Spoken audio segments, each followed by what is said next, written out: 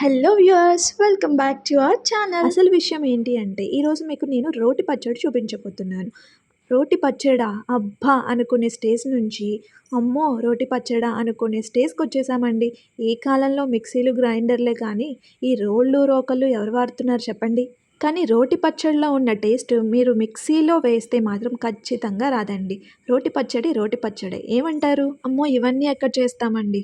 అదే మిక్సీలో అనుకోండి, ఒక్కసారి మిక్సీలో వేసేసి ఒక్కసారి అలా స్విచ్ ఆన్ చేస్తే చాలు మనకి పచ్చడి రెడీ అయిపోతుంది. కానీ రోట్లో ఒక్కొక్కటిగా యాడ్ చేసుకుంటూ దంచుకోవాలి. ఇంత కష్టం మేం పడలేమండి బాబు అంటారా? కానీ పెద్దలు చెప్తూ ఉంటారు కదా, కష్టానికి ప్రతిఫలం ఖచ్చితంగా దొరుకుతుంది అని.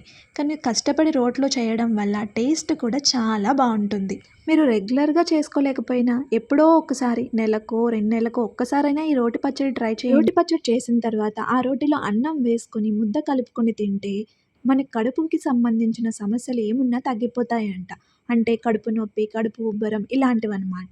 మా అమ్మ అయితే ఇప్పటికీ రోట్లోనే పచ్చడి చేస్తుంది. పచ్చడి చేసిన ప్రతిసారి కూడా ఆ రోట్లోనే అన్నం ఇలా కలిపి ముద్దలుగా మాకు తినిపిస్తూ ఉంటుంది. బట్ ఏ మాటకా మాట చెప్పుకోవాలి, రోటి పచ్చడి ముద్ద మాత్రం వేరే లెవెల్ ఉంటుందండి.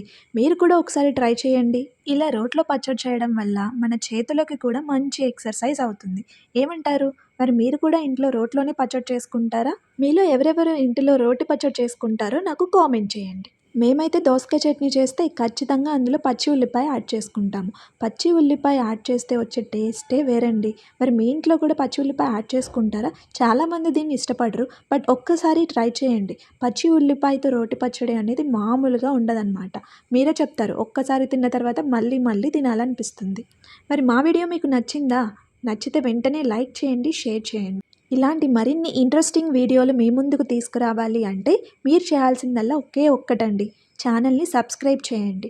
ఎందుకంటే మీ సపోర్ట్ మాకు చాలా అవసరం ఉంది. సబ్స్క్రైబ్ చేస్తారు కదా?